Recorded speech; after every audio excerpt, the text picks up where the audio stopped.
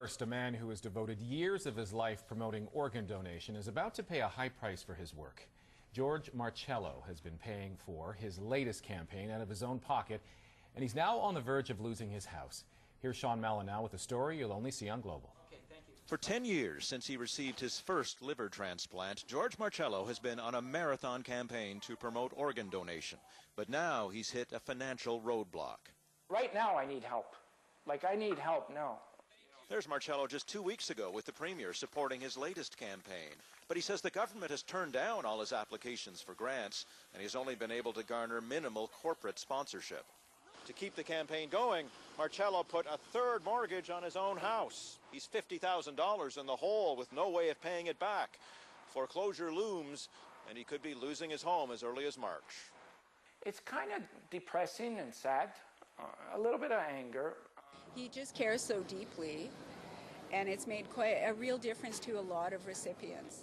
Patty Letourneau says Marcello gave her huge moral support as her husband awaited a liver transplant, which came through last fall. He really needs to get some help in pulling funders to him. Marcello is asking all three parties at Queen's Park for support in getting him a $50,000 grant to repay him for what he's shelled out, and $50,000 more to allow him to finish the current campaign. It's sad when you've got budgets of multi-millions of dollars, Ministry of Health, the Trillium Gift of Life Foundation, and we can't find a modest sum to keep George out there on the road where he's most effective. A spokesperson for the Health Minister says Marcello is welcome to submit a grant application to the Trillium Gift of Life Foundation. If he does, he could also submit this personal reference, a video from the Premier's own website. And your efforts since have given more people the second chance at life that you cherish. Sean Mallon, Global News. Every day. And so it really is a privilege. Marcello's organization is a registered charity, and for more information on his work, the website is www.stepbystep.ca. A Toronto family makes an emotional appeal for a donated organ. Why does it have to come to this? Why is the donation rate so low in Ontario? Our Monica Mattis will have that story after the break.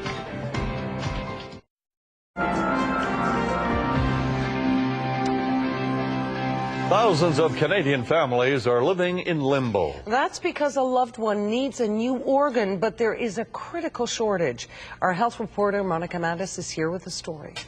Well, the reality is every one donor can help save many lives, but the truth is not enough Canadians are even thinking about it.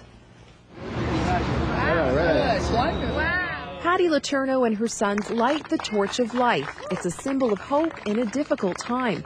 Letourneau's husband has cancer and will die without a new liver. She's hoping someone will step forward and consider becoming a living donor. With the windows, closing in terms of my husband's eligibility for transplant, I'd hate to think that I hadn't left. I hate to think I'd left any stone unturned. On October 1st, this torch will make a 9-month journey across Canada. It will be relayed by over 100 students with the hope of making Canadians more aware of the critical shortage of organs and tissues and the plight of Letourneau and thousands of other families. Right now, there are about 4,000 Canadians waiting for a new organ, and the reality is that many will die waiting. George Marcello has been on that list and is one of the lucky ones. He wants the public to consider organ donation and for policymakers to consider new options like presumed consent, where one would automatically give their organs unless they specifically sign a card refusing to. Presumed consent seems to work in other countries, and it's been, looked at here. I'm hoping that they'll give it more, that they'll understand that if it can work here, it should be implemented as soon as possible.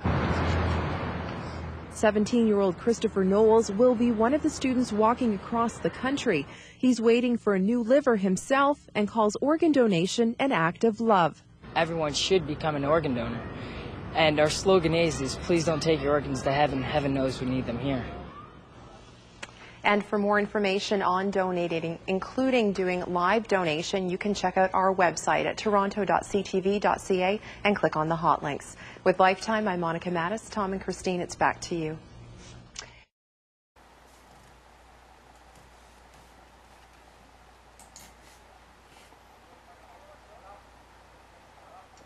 I want to begin by thanking George for your work to create this powerful symbol, the Torch of Life.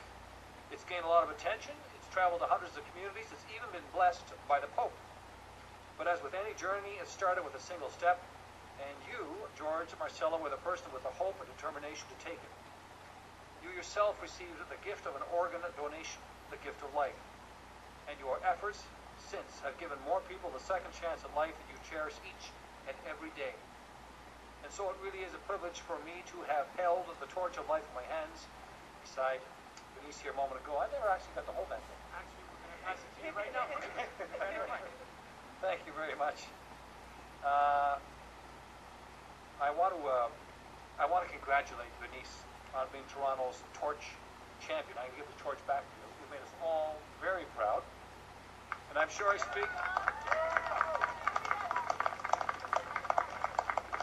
speak for myself, Ontarians, and all your friends and classmates, including those who have come out here today from Westview Centennial Secondary School.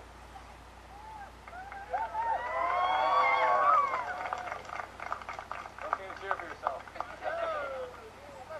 Engaging young people is such a great way to carry this torch forward.